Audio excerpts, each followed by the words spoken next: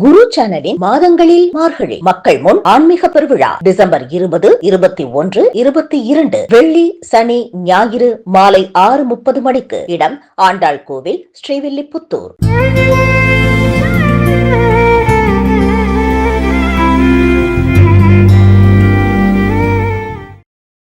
இவள் தருணி ரத்னம், ஆச்சரியமானவள்.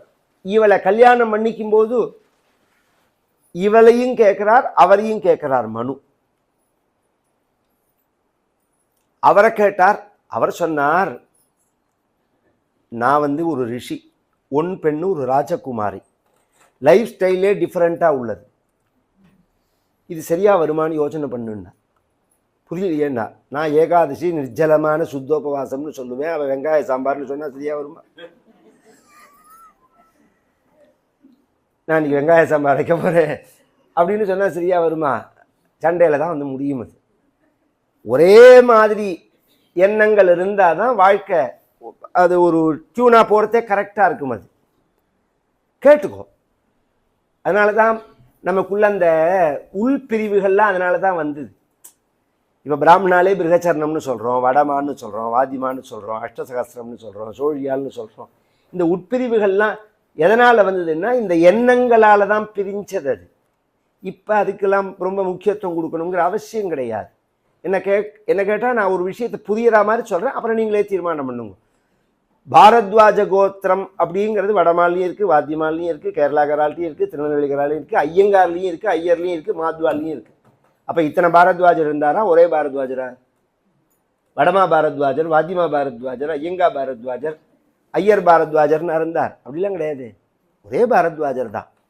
அதில் பிரிஞ்சது தான். நீங்கள் அந்த சுபாவம், அந்த தர்மத்தை அனுஷ்டானம் பண்ணுற பரியந்தம் அதோட ஒத்து போகிறவாளோட கல்யாண மண்டலத்தில் நியாயம்.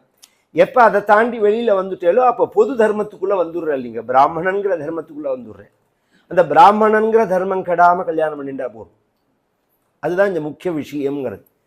நாமும் நம்மளுடைய பார்வையம் முன்னாடி ஆரம்பத்தில் அப்படி தான் இருந்தது, ஆதி காலத்தில் அப்புறம் தான் இருந்தது. அப்புறம்தான் அங்கங்கே ஒரு உங்களுக்கு எப்படி புரிகிற மாதிரி சொல்கிறேன், ஒரு பழமே இருக்குது பார்த்தீங்கள, ஒரு பழத்தை கொண்டு விதையை நீங்கள் எந்த ஊரில் போடுறீங்களோ அந்த கிளைமேட்டுக்கு தகுந்த மாதிரி அதோட ஆக்கிருத்தி, அதோட டேஸ்ட் மாறும். உங்களுக்கு தெரியுமா? அது இன்னைக்கு பண்ருட்டி பலாப்பழம்ங்கிறமே, எப்படி பண்ருட்டி முந்திரிங்கிறமே, முந்திரி எல்லா இடத்துலையும் தானே விளையிறது. இந்த வீரியம், அந்த டேஸ்ட் இன்னொரு ஊரில் வராது. சேலத்து மாம்பழம்ங்கிறமோ அந்த டேஸ்ட் இன்னொரு ஊரில் வரவே வராது. திருச்சி போனாலே தாத்தாச்சாரியார் தோட்டம்ங்கிறோம், அந்த டேஸ்ட் இன்னொரு இடத்துல வராது. ஒரே அந்த கொண்டை கொண்டு வந்தே நீங்கள் நட்டாலுமே வராது. ஏன்னா அந்த மண்ணுக்கு, அந்த கிளைமேட்டுக்கு, திருநெல்வேலி அல்வாங்கிற மாதிரி அந்த தாமிரபரணி ஜலத்தில் உள்ள விஷயம் அது. அதை கொண்டு மெட்ராஸில் பண்ணினா நாரும், இந்த முனிசிபாலிட்டி ஜலத்தில் பண்ணால். அந்த தாமிரபரணி ஜலத்துக்கு தான் அந்த டேஸ்ட்டு. ஒவ்வொரு ஜலத்துக்கும் ஒரு டேஸ்ட் இருக்குது. காவேரி ஜலத்துக்கு ஒரு டேஸ்ட் இருக்குது, சிறுவாணி ஜலத்துக்கு ஒரு டேஸ்ட் இருக்குது. அதில் பண்ணுற சமையல் ஸ்பெஷாலிட்டியாக இருக்கும். அது இது மாதிரி நாம் வளர்றதும் அப்படி ஆயிடுச்சு. அந்த காலத்தில் பிரிஞ்சு அங்கங்கே வளரும் போது அந்த மாதிரி ஒரு சுபாவங்கள், ஆக்கிருத்தி, பேச்சு, பழக்க வழக்கங்கள் இப்படிலாம் ஆனதுனால அதற்குள்ள சம்பந்தங்கள்லாம் வச்சுருந்தோம். எப்போ அதெல்லாம் தாண்டி நம்ம வெளியில் சகஜமாக வந்துட்டோமோ அப்போ பொதுவான வட்டத்துக்குள்ளே தான் நாம் வரணும். ஆனால் சுபாவம் ஓரளவு தர்மத்தை அனுசரிச்சிருக்கிற சுபாவமாக இருக்கணும். ஒருத்தர் நாஸ்திகாலாக இருந்து ஒருத்தர் ஆஸ்திகாலாக இருந்தால் அது பிரச்சனையாக போகும். அது நல்ல ஒரு ஆஸ்திகமான ஒரு பெண்ணை வளர்த்துவிட்டு அந்த சம்பிரதாயங்கள்லாம் ஃபாலோ பண்ணாத இடத்துல ஒரு கல்யாணம் பண்ணி கொடுத்தா விளக்கு கூட ஏற்றாதேம் பாசில மாமியார். இவ்வளோ எண்ணெயை விடுற அப்படின்னு கேட்பா. தலையில் அடிச்சுக்கணும்னு தோணும். விளக்கு ஏற்றாதேன்னு ஒருத்தர் சொல்லுவாள். சில இன்னைக்கும் இருக்கா, விளக்கு ஏற்றினா 5 நிமிஷத்தில் அணைச்சிடுவா. ஒரு ஊதுபத்தி ஏற்றி காமிச்சுட்டோம், அணைச்சி வச்சுட்டோம், அதை ஒரு மாதம் உபயோகப்படுத்துகிறவா இருக்கா இன்றைக்கும். இந்த கஞ்சக்கருமியோட கொண்டு நாம சம்பந்தம் வச்சிருந்தோம்னு வச்சுக்கோங்க, அப்போ நமக்கு வயத்தறிச்சலாக இருக்கும். எல்லாத்தையும் போட்டு கொளுத்தினா தேவையில்லைன்னு தோணும். அதனால அந்த மனோபாவம் நம்ம உதாரணமே சொல்கிறேன். தஞ்சாவூர் ஜில்லாவுக்கு நன்னா சாப்பிடணும். நம்ம வாழ்க்கை ஆரம்பத்துலேருந்து ஊறுகாய் வேணும், நன்னா சாப்பிடணும். சாப்பாட்டில் ஏதாவது குறை வச்சா சரியாகவே வராது. இன்னொருத்தர சொல்லவே இல்லைண்ணா, இவெல்லாம் பார்த்துட்டே சாப்பிட்றவா. மற்றவாள்லாம் அப்பளாத்தை சுட்டி வச்சு பார்த்துட்டே சாப்பிடுவா. என்ன எடுத்துட்டா 100 அப்பளம் இருக்கிற மாதிரி ஆகிடுமேன்னு அவளோட போய் சம்பந்தம் வச்சா நமக்கே கோவமாக வரும். ராத்திரி ஒரு பழம், ஒரு பால் போறாதோ, ஒரே ஒரு தோசை போறாதோ அப்படின்பா. ஆற்றுல பண்ணுறதே வெளியில் வந்தால் மூக்கு முட்டை சாப்பிடுவா. ஆற்றுல பண்ணுறதே தான் அந்த விவகாரங்கள்லாம். இது மாதிரி மனோபாவத்தில் உள்ளவாழ்க்கெல்லாம் சம்பந்தம் வச்சுட்டோம்னா நாளைக்கு பிரச்சனை வரும். இன்னைக்கு பேசுகிறத வேணா நன்னா இருக்குமே தவிர இந்த சண்டை ஆரம்பமே சாப்பாட்டில் தான். அதில் தான் வந்து முடியும். இப்போ அந்த பிரச்சனை எல்லாம் கிடையாது. ஏன்னா எல்லாரையும் சமாதானப்படுத்துகிற மாதிரி ஸ்விக்கி மாமா இருக்கார். ஆமாம் ஆமாம், எல்லாரையும் சமாதானப்படுத்துகிற மாதிரி நாம வைக்கல, அந்த குழந்தைகள் பேர் வைக்கிறது. ஸ்விக்கி மாமாங்கிறது, அமேசான் மாமாங்கிறது தலையில் எழுத்து. அதுக்கு வாழ்க்கைன்னா என்னன்னே புரியாமல் வளர்க்குறோம். நாளைக்கு ஒரு தோல்வியை சந்திக்கும் போது மனசுக்கு பலம் இல்லைன்னா பிரச்சனை. வாழ்க்கை தோல்வியும் ஒரு அனுபவம். தோல்வி பட்டினி கிடக்கிறது, சாப்பிட்றது எப்படி ஒரு அனுபவமோ, சந்தோஷமாக இருக்கிறது அது மாதிரி அனுபவம், தோல்வியும் அது மாதிரி ஒரு அனுபவம். அதை அனுபவித்து தான் வளர்க்கணும் குழந்தைகளை. கிடைக்காதுன்னா கிடைக்காது, கிடையாதுன்னா கிடையாது, அப்படிதான் சொல்லி வளர்க்கணும். எல்லாம் கிடைக்கும் அப்படிலாம் நினச்செல்லாம் வளர்க்கக்கூடாது குழந்தைகள். இது மாதிரி சில சிஸ்டங்கள்லாம் உண்டு. பெண்ணோ ராஜகுமாரி, இவ upper lower upper middle class, இல்லை மிடில் கிளாஸு, அப்புறம் அப்பர் மிடில் கிளாஸு, அப்புறம் மேலே போகிறதே நாமளே வாழ்க்கையில் ஆரம்ப காலத்தில் ஒரு மாத சம்பளத்தில் திருண்டு இருக்கிறதே அத்தனை கட்டுப்பாடு வச்சுருப்போம். அப்புறம் கொஞ்சம் வசதிகள்லாம் வரதே கொஞ்சம் ஃப்ரீ பண்ணுவோம். குழந்தைகளுக்கே முன்னாடி செய்யலேன்னு சொல்லிட்டு பின்னாடி செய்வோம் நாம். ஆனால் குழந்தைகளே நினைக்கும், நான் அன்னைக்கு கேட்டேன் அன்னைக்கு கொடுக்கல, இன்னைக்கு எனக்கு செய்கிற அப்படின்னா. அன்னைக்கு என்னோட ஃபைனான்சியல் பொசிஷன் அவ்வளோதான் செய்ய முடியும். இன்னைக்குள்ள ஃபைனான்சியல் பொசிஷனும் நிரந்தரம் கிடையாது, அதை புரிஞ்சுக்கணும். இதுவும் நிரந்தரம் கிடையாது. இவன் யார் வரப்போகிறான், பைடன் வரப்போகிறானா, ட்ரம்ப் வரப்போகிறானா, அவன் வரப்போகிறானா, இவன் வரப்போகிறானான்னு பார்த்துட்டு இருக்கிறதுக்கு பேரா ஃபைனான்சியல் பொசிஷன்? நம்மளை பற்றி நாம் தீர்மானம் பண்ணுற மாதிரி நம்ம நாடு வளரணும். இன்னொத்தனை பார்க்கிற மாதிரி இருக்கவே கூடாது. அது நம்ம வாழ்க்கைய பவாய பரஜீவனம்னா அந்த இன்னொத்தனை நம்பி வாழற மத்தியில அதை விட மட்டமான வாழ்க்கையே கிடையாது உலகத்தில்.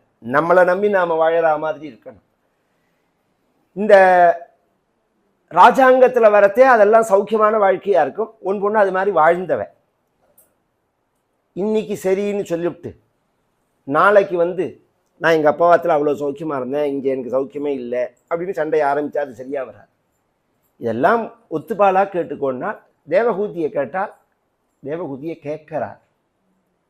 விஷயங்களை சொல்லி பிடிச்சிருக்கா பிடிக்கலையாங்கிறது வேற விஷயம். ஏன்னா இந்த பிடிச்சிருக்குங்கிறதே நிரந்தரம் கிடையாது. இந்த பிடிச்சிருக்குங்கிறதோ பிடிக்கலைங்கிறதோ நிரந்தரம் கிடையாது. அதனால நம்ம சாஸ்திரம் வந்து அதுக்கு பெருசாக முக்கியத்துவம் கொடுக்கல. இந்த மாதிரி சுபாவங்கள் விஷயங்களை தான் பேச சொல்றது. நாளைக்கு ஃபியூச்சரில் இதெல்லாம் ஃபேஸ் பண்ண முடியுமா உன்னால, உனக்கு இது சரியா வருமா அப்படின்னு கேட்குறார். நீ சம்மதம் சொல்கிறியானால் சம்மதிக்கிறேன்னா எப்படிங்கிறதையும் அவள் சொல்கிறான். பொதுவாக என்னதான் வசதி வாழ்ந்தாலும் கொஞ்ச நாள் ஆன உடனே ஸ்பிரிச்சுவல் லைஃப் மனசு நாடும். அப்போ ஒரு குருவை என்னோட சுபாவம் அது அவள் சொல்கிறா தேவகூதி. அப்போ நான் ஒரு குருவை தேடின்னு போகிறதுக்கு பதிலாக குருவே எனக்கு கணவராக அமைஞ்சிட்டாருன்னா அது நன்னா இருக்கும்னா. அதே மாதிரியே கல்யாணமாச்சு. அவர்களுக்கு தபஸில் 1000 வருஷம் போச்சு. அதன் பிறகு 9 பெண் குழந்தைகள் பிறந்தால். அனசூய முதலிய 9 பெண் குழந்தைகளை அத்திரி முதலிய மகரிஷிகளுக்கு கல்யாணம் பண்ணி கொடுத்தால். 10ஆவதா ஒரு ஆண் குழந்தை பிறக்கிறது. கபில வாசுதேவன்னு பெயர்.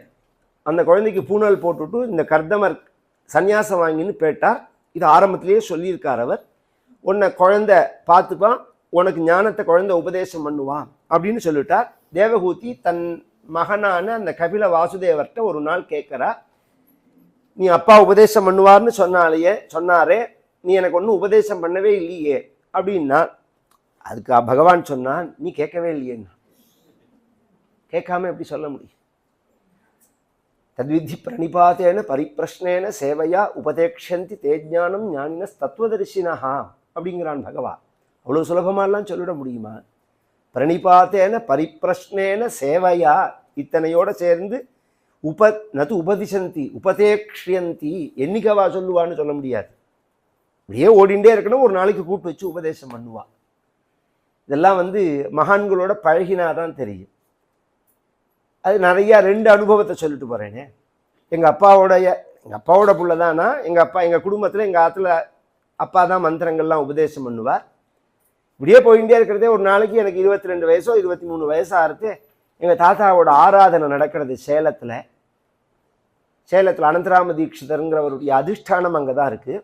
ஆராதனை நடக்கிறது. எங்கள் அப்பா உள்ள அபிஷேகம் பண்ணின்னு இருக்கார், பால் அபிஷேகம் பண்ணின்னு இருக்கார். வெளியில் இருந்து நான் காரியங்கள்லாம் பண்ணிகிட்டே இருந்தேன். திடீர்னு இப்படி வா அப்படின்னு கூப்பிட்டார். ஏதோ சாமான் எடுத்து கொடுக்குறதுக்கு கூப்பிட்றான்னு நினச்சின்னு உள்ளே போனேன். உட்காந்துக்கோ அப்படின்னார்.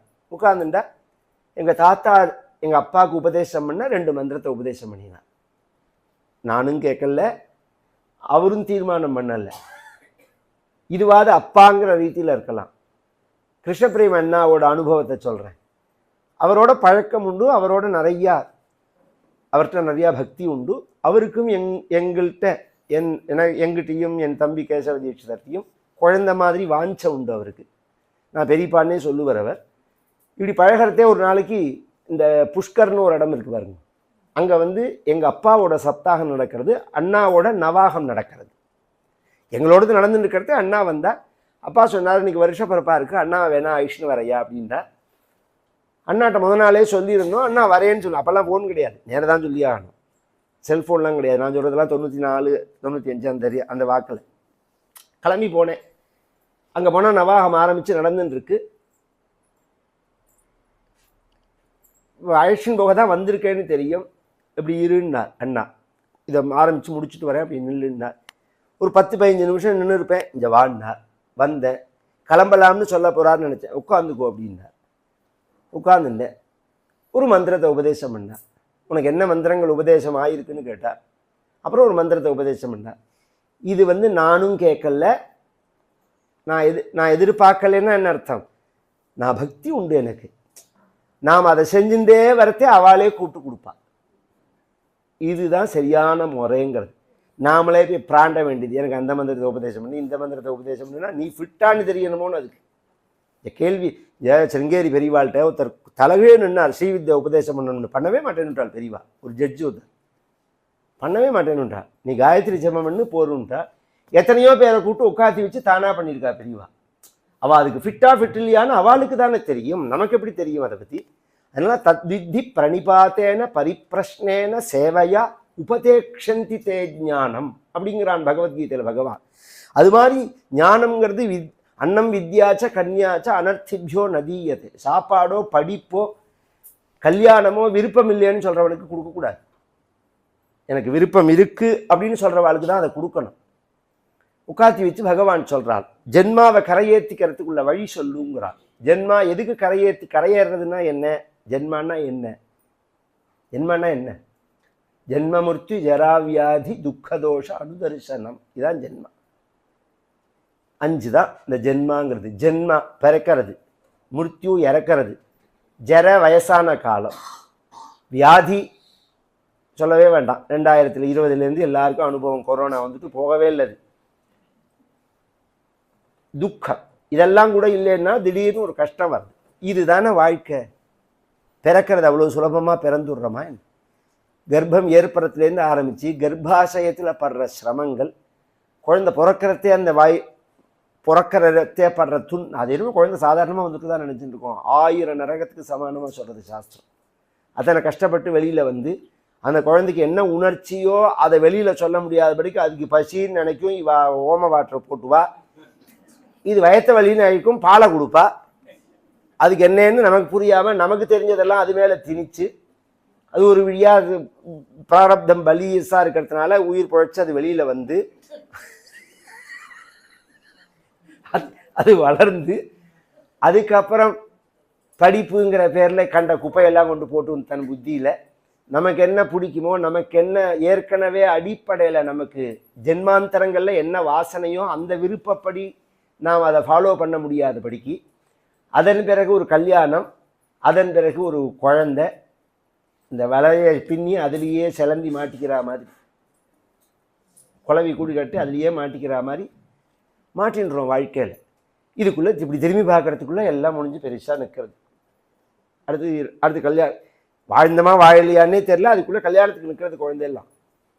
அந்த கவலை, கல்யாணம் பண்ணணுமேனு ஒரு காலத்துலலாம் கவலைப்படுவா. இப்போ கல்யாணம் பண்ணி சண்டை போடாமல் இருக்கணுமேனு கவலைப்படணும். நித்தியம் ஜபம் பண்ணணும், சண்டை போடாமல் இருக்கணுமே, சேர்ந்து வாழணுமே.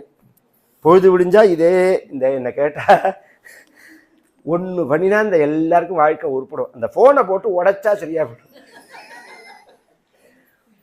ஃபோனை தூக்கி போட்டு உடைச்சிட்டேன்னா வாழ்க்கை நிம்மதியாகிடும். அதுதான் இத்தனைக்கு என்னண்டியாடி காப்பி குடிச்சியா, பல்லு தேய்ச்சியா, அப்புறம் தான் பல்லு தேய்க்கிறதே, பல்லு தேய்ச்சியா, மாமியார் என்ன பண்ணுறா, இது லைவ் வேறு நடக்கிறது இல்லை. அவளை வாழவே விட மாட்டேங்கிறா அவ அம்மா, வாழவே. அவ என்ன தீர்மானம் பண்ணணும், எழுந்துக்கிறதா காபி குடிக்கிறதா என்ன பண்ணணுங்கிறது அவ என்ன இன்னைக்கு என்னம்மா சமையல் பண்ணணும்னு இவ கேட்குற அம்மாவை ஃபோன் பண்ணி. இந்த குத்துக்கல்லாட்டம் மாமியார் உட்காந்துருக்கா. இருக்கிற வாழை சொல்கிறேன், இல்லாத வாழ்க்கை அந்த சிரமமும் கிடையாது. வந்தவொடனே கிளப்பி விட்டான்னு வச்சுக்கோங்க, அந்த சிரமமும் கிடையாது. எல்லாருக்கும் தான் அடைக்கலங்கள் தான் நிறையா இப்போ அங்கங்கே திறந்துடுறா பாருங்க. ஏஜ்டு ஹோம்கள்லாம் நிறையா திறந்துடுறா. எத்தனையோ பிரச்சனைகள். இதெல்லாம் தாண்டி வயசாகிடுத்தா என்ன மிருத்யு ஜரா. ஜரேங்கிறது என்ன அப்படின்னா சர்வஜன பரிபவ ஹேதுர் ஜரா. நம்ம உடம்பு நம்ம சொன்னதை கேட்காத நிலைக்கு ஜரேன்னு பேர். இந்த காஃபி எடுத்து வாயில் விட்டுக்கிறதுக்கு பதிலாக மூக்கில் விட்டுப்போம் போய் இப்படி கை நடுங்கும். முன்னாடி காலை வச்சா பின்னாடி விழுவா. இந்த பக்கத்தில் இருக்கிறவா இருக்கா பாருங்கோ, முதல்ல ஒரு தடவை விழுந்தா பதறி அடிச்சுன்னு தூக்கி விடுப்பா. தினம் 10 தடவை விழுந்தா சிரிச்சுன்னு தான் தூக்கி விடுவா. உட்காந்து தொலைன்னு சொல்கிறேனே எதுக்கு கேட்க மாட்டேங்கிற சொன்னதே இப்போ என்ன பண்ண போகிற, எழுந்துன்னு போய் என்ன பண்ண போகிற. நம்ம மனசோ வேகமாக இருக்குது, உடம்போ ஒத்துழைக்கல. இதெல்லாம் பெரிய நரகம் இல்லையோ அதெல்லாம். நம்ம மனசும் உடம்பும் சமமாக இருக்கணும் ஸ்பீடில். அப்பயே உடம்பையும் மனசையும் கண்ட்ரோலுக்குள்ளே கொண்டு வரணும், ரெண்டையும் கட்டுப்படுத்தணும். இதெல்லாம் யோகாபியாசம்னு பேர். அதுக்கு மிருத்யுங்கிறது சாதாரண விஷயம் இல்லை. இந்த உடம்புலேருந்து பிராணன் பிரியும் போது 96 ஜங்ஷன் இருக்கு, இந்த நர்வஸ் பாயிண்டாக உள்ளது. இந்த 96 ஜங்ஷனில் தான் அந்த பிராணன் இருக்கும். அதுலேருந்து ரிலீஃப் ஆகி வரத்தே அவ்வளோ சுலபமாக வந்துடுமா? 5 வருஷம் 10 வருஷம் ஒருத்தனை வீட்டில் குடி வச்சாலே கிளம்ப மாட்டேங்கிறான். இது 60 வருஷம் 70 வருஷம் இந்த உடம்புல வசிச்சிருக்குன்னா இந்த பிராணன் அவ்வளோவா கிளம்பிடுமா? அங்கங்கே வெட்டி இழுக்கும். அப்போதான் அப்போ என்ன ஆகும்னா அவ்வளோ ஹிம்சையாக இருக்கும், அவ்வளோ ஹிம்சையோடு இருக்கும். துக்கம். கார்த்தால சிரிச்சுட்டு இருப்பான், சாயங்காலம் பார்த்தா பெரிய பிரச்சனையாக இருக்கும். இது மாதிரி தான் இருக்குது வாழ்க்கை. இதில் எங்கே சௌக்கியங்கிறது இருக்குது? அப்போ நிம்மதி, சாந்தி, ஆனந்தம் இதை அடையணும்னு தானே யாருமே விரும்புகிறோம். அதுக்கு தான் சாஸ்திரங்கள் ஞானத்தை உபாயமாக சொல்கிறது. அந்த ஞானத்தை அடையறதுக்கு மோட்சத்தை அடையிறது தான் வழிங்கிறது. அந்த மோட்சத்தை அடையறதுக்கு என்ன வழி, மோட்சத்துக்கு தடையா இருக்கிறது என்ன? பகவானை கேட்கிறார். பகவான் சொல்றான் 3-4 வகையா அதை உபதேசம் பண்றேன். ஞான யோகம், சாங்கிய யோகம், கர்மயோகமே 2ஆ பிரியறது. அஷ்டாங்க யோகம்னு ஒன்று பிரியறது, அப்புறம் பக்தி யோகம். இதெல்லாம் செய்யாத பாபிகளுடைய கதானுகதி. இதை சொல்றேன்னு ஆரம்பிச்சு ஞான யோகத்தை பகவான் முதல்ல சொல்றான். மதிரிக குணசக்தா பந்த கிருத்தேஷ்வசக்தா துவமிருத கிருத்தி உபருந்தே பக்தி யோகஸ்து சக்திம் மகதனுகமலப்யா பக்தி தேவாத்ர சாத்யா கபில தனுரிதித்வம் தேவஹூத்யைன்யகாதீஹி. மனசுதான் காரணம். விஷயங்கள்ல உலகத்தின் பால் மனசை வச்சா பந்தப்படும் மனசு, துன்பத்தை அடையும். பகவான் பக்கம் மனசை வச்சா மோட்சத்தை அடையும். பந்த கிருத்து தேஷு அசக்தா துவமிருத கிருத்து உபருந்தே. இந்த பக்கம் மனசை வச்சா துன்பத்துல மாட்டிக்கும் உலகத்தின் பால், இந்த பக்கம் பகவத் சரணத்துல மனசை செலுத்தினோம்னா ஆனந்தத்தை அடையலாம். கேட்கறதுக்கு ரொம்ப ஈஸியா இருக்கு. ஆனா பகவான்கிட்ட மனசை கொண்டு போகணுங்கிறதுக்கு ஏற்பாடு பண்ணி நாராயணியம் வச்சு உபன்யாசம் பண்ணி அதில் உட்கார்ந்துட்டாலும் மனசு வீட்டை தானே நினைக்கிறது, உலகத்தை தானே நினைக்கிறது. அவ்வளோ சுலபமாக அதுலேருந்து வெளியில் வரமாட்டேங்கிறது. அதுக்கு பகவான் சொன்னான் ஒரு தடுப்பு இருக்குது அதுக்குன்னா, பக்தி யோகஸ்து சக்தி. நாம் எது மாதிரி மனிதர்களோட பழகிறோமோ அது மாதிரி தான் எண்ணங்கள் வரும். முதல்ல அதை புரிஞ்சுக்கோங்க. சரீரமே நான் அப்படின்னு நினைச்சுட்டு இருக்கிறவாளோட பழகினா அந்த பேச்சு தான் வரும். சரீரமே நான் அப்படின்னு நினைச்சுட்டு இருக்கிறவாளோட பழகினேன்னு வச்சுக்கோங்களேன். ஒருத்தரை பார்த்தா ஒருத்தரை என்ன கேட்குறோம் நாம, ஹவ் ஆர் யூ, ஃபைன், அந்த பேசுகிற அழகை பார்க்கணுமே. வெள்ளையும் சொல்லியுமா உள்ள பாய்லர் மாதிரி குதிக்கிறது பிரச்சனை. பேசுகிறதே அவ்வாறு சௌக்கியமாக இருக்கு, சௌக்கியமாக இருக்கு. பையன் என்ன பண்ணுறான், எங்கே என்ன பண்ணிட்டு இருக்கான், என்ன வேலை பார்க்குறான், மாட்டு பொண்ணு என்ன பண்ணுறா, வேற என்ன பண்ணுறா, என்ன பண்ணியிருக்க இந்த வருஷம், இன்வெஸ்ட்மெண்ட் எங்கே பண்ணியிருக்க, ஷேர் எப்படி ஆகிடுது, இது மாதிரி அமெரிக்காவோட பொசிஷன் இருக்குது, இஸ்ரேல் போகிற நிறுத்திவிட்டு, இதே வம்பு தான். இதெல்லாம் பேசுகிறதுக்கு ஒன்றும் இல்லைன்னா உங்கள் இடத்துல என்ன சமையல் இன்னைக்கு? இதை தாண்டி வேற ஏதாவது பேசுகிறோமா நம்ம? கொஞ்சம் யோசனை பண்ணுங்க. இந்த வட்டத்தை தாண்டி வெளியில் வரமா நாம? மகான்கள்கிட்ட போனால் இந்த வட்டத்தை விட்டு வெளியில் கொண்டு வந்துடுவான் நம்மளை. முதல்ல இந்த பேச்சுக்கெல்லாம் ஒரு ஸ்டாப் வச்சுருவான். பகவானை நினைக்கிற மாதிரி பண்ணுவான். பக்திங்கிறது அப்போ தான் வரும். மகதனுகமலப்யா பக்தி தேவாத்ர சாத்யா கபில தனுரிதித்வம் தேவஹூத்யகாதீஹி. அவர்களோட பழக பழக அவர் இருக்கிற அந்த ஞானமானது. பொதுவாக இப்போ நம்ம ஒருத்தரை கொண்டாடினா, என்னை ஒருத்தர் ப்ரைஸ் பண்ணி பேசினா எனக்கு சந்தோஷமாக இருக்குது, என்னை வேஷா வருத்தமாக இருக்குது. கவனித்து கேட்கணும். ஒரு சின்ன 6 மாத குழந்தை இருக்குது, முகம் பார்க்க தெரிஞ்சிருக்கு. அந்த குழந்தைய பார்த்து கொஞ்சம் நம்ம என் தங்கமே, பட்டே, சமத்தே, ராஜாவே, போக்கிரி வயலை அப்படின்னு சொன்னால், ராஜாவே, பட்டே, தங்கமே அப்படின்னாலும் சிரிக்கும், போக்கிரி பயலேன்னாலும் சிரிக்கும், திருட்டு பயலை அப்படின்னாலும் சிரிக்கும். அதுக்கு திருட்டு பயலுக்கும் அர்த்தம் தெரியாது, தங்கமேங்கிறதுக்கு அர்த்தம் தெரியாது, அது சிரிச்சுன்னா இருக்கும். அது மாதிரி இது எதுவுமே நம்மளை சொல்லலை, நான் இல்லை, என் சம்பந்தப்பட்டது கிடையாது. எல்லாம் உலகத்தில் உள்ள இயல்பு. சுகம், துக்கம், மானம், அவமானம், லாபம், நஷ்டம், வெற்றி, தோல்வி, சீட்டம், உஷ்ணம், இவைகள்லாம் வாழ்க்கையில் இருக்கதான் இருக்கும். நேற்று சாயங்காலம் முந்தான ராத்திரி மழை பெஞ்சுது, நேற்றுக்கு முழுக்க வெயில் அடிச்சுது, அல்லது மழை இல்லாமல் இருந்தது, காத்தாலேருந்து காற்று அடிச்சுது, சாயங்காலம் மழை வந்துடுத்து. இதை யாராவது மாற்ற முடியுமா சொல்லுவோம்? நம்மளை பாதிக்காமல் இருக்கிறதுக்கு மேலே ஒரு ஷாலை போட்டுக்கிறோம் நாம். அது மாதிரி வாழ்க்கை அப்படியே உங்களால் பெரட்டெல்லாம் முடியாது. வாழ்க்கை அதனுடைய போக்கில் தான் போகும். அது நாம் பெரட்டதான் நினச்சின்னு இருக்கோம், ஒன்றும் ஒரு இன்ச்சு கூட நடத்த முடியாது.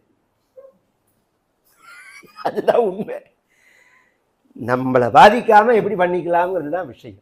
நம்ம கடமைகளை நாம் செய்யணும். நாம் எப்போதும் சொஸ்வரூபானுசந்தானம் பக்திரித்யபிதீயத்தே அப்படிங்கிறாள் ஆச்சாரியா. இந்த பக்திங்கிறதுக்கே 2 விதமாக அர்த்தம் பண்ணுறாள் ஆச்சாரியால். பிரேமபூர்வ அனுத்தியானம் பக்திரித்யபிதீயத்தேன்னு ஒரு இடத்துல சொல்கிறாள். சொஸ்வரூபானுசந்தானம் அது யாரோட சேர்றாலோ அப்படி அமையும். அது ஞானிகளோட சேர்றதே சொஸ்வரூபானுசந்தானம்னு ஞானத்தை நமக்கு சொல்லுவாள்.